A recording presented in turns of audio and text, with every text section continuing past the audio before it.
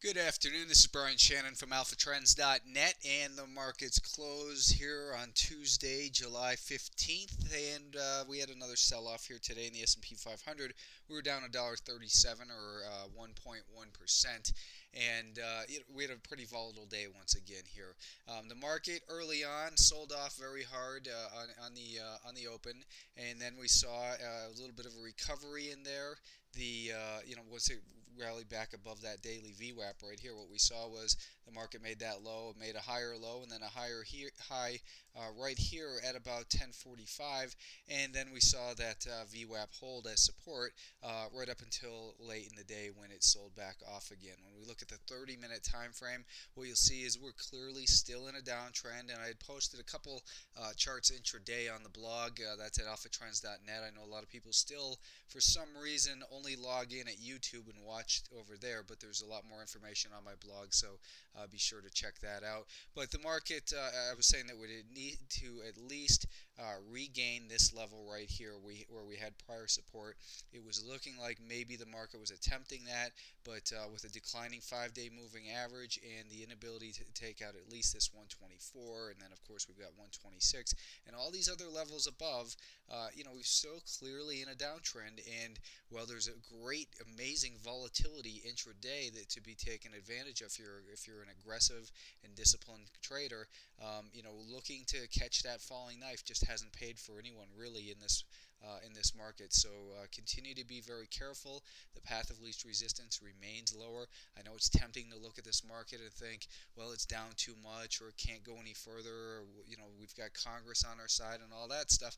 But it doesn't matter. The only thing that pays is price. Someone asked me intraday, does it look like the market's making a bullish reversal candle? And I said that, don't pay attention to these candles until basically the end of the day. But instead, you're better off focusing on the intraday time frames to see what's happening and base your analysis and trade decisions on what you're seeing develop in real time. So clearly, we're still in a downtrend in the S&P 500, and for that matter, for most of these other markets as well. The financials once again traded even bigger volume. So a lot of people think that I say a lot of times, the biggest volume tends to peak at turning points, and it doesn't mean it's a timing indicator though, because as big as today's volume is, tomorrow might be even bigger than what we see. So we're still seeing lower lows and lower highs on any time frame that you want to look at, basically in the XLF. The more important level where potentially we could have a rally that squeezes some shorts for a little bit further than 30 minutes or so would be about that $19 level, and I think that maybe that's where we could see that trend line meet with the prior level of support here, if it takes a couple days and maybe gets up towards that level. But still a very severely damaged market, best left alone. Really no point trading it. The Russell 2000 was down 28 cents today. You can see it came down and touched those levels that we've been looking for it to hit. We've seen now four hits on this level here, just at about $64 a share. More time support is tested, the more likely it is to fail.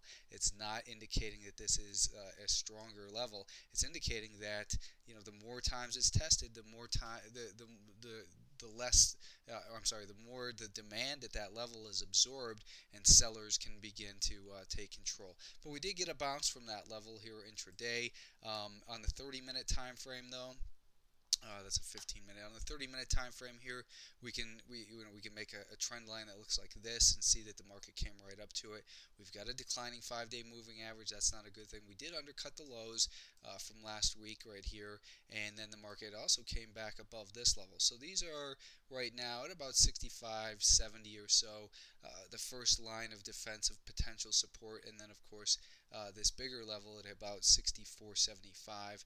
That's also again actually just below that 64.20 or so. 64.20 is really and that's the intraday level right here.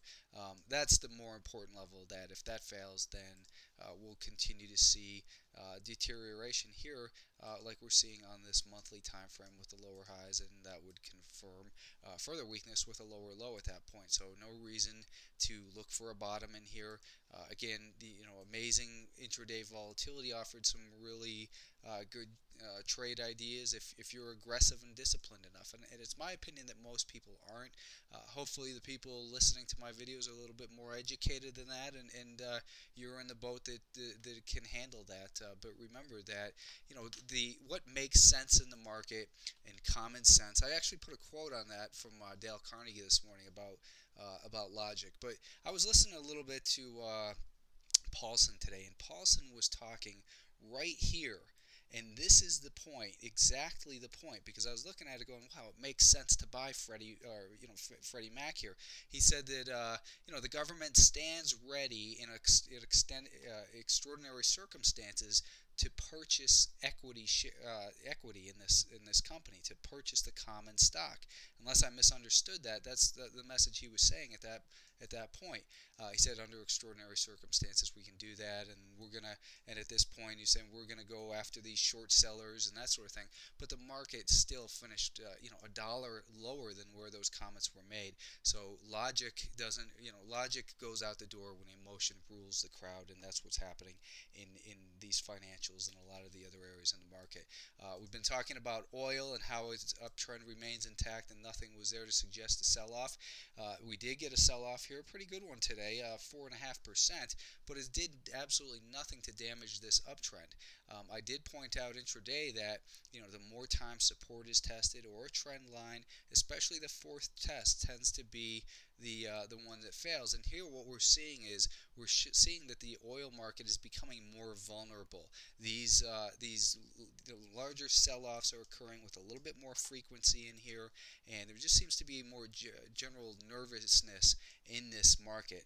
Nothing here suggests a short sale, so I want to be very clear about that. But these markets do have a way of reversing quickly. So if you're long, tighten your stops. I think 110 is 109.25 or so, and then this is going to be the more important level of support that would create a lower low if that's broken. So be careful with oil. Basically, nothing there again to suggest it's broken or will severely fail from here. But if it does, and if you're an aggressive trader who can handle the risk of trading on the 1 and the 2 minute time frames and that sort of thing, DTO. That's the Deutsche Bank, I don't know what they call it, but this is a double inverse oil fund that when oil drops 1%, this is supposed to go up 2%. So you see it had a big day today, and this thing's been out about a month or so, so there's not a lot of price history there. But you can see how quickly this rallied from 21.5 to 24.5, and it makes a good way for getting short exposure into oil. Much better than the DUG, because the DUG is more related to the companies rather than the commodity itself. But DUG obviously had a nice day as well. Nasdaq 100, this market finished with a gain of a penny according to what I'm looking at right now at 44.24, and we've got big volume in here. Well, here's what we had. We had the market undercut the recent lows and then recovered. The market traded big volume on this rally attempt here.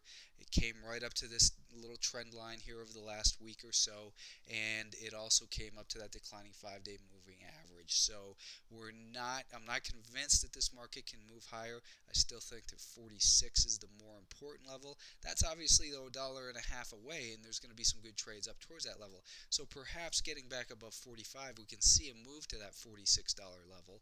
And again, it's still too early to call for any type of reversal, but we did see impressive volume in here. Impressive volume as the market rallied, in particular right here as it came off that VWAP, and then a pull back to the VWAP, and then we had a stronger close in this market. But still, you got to be very, very careful, and defense wins the game here.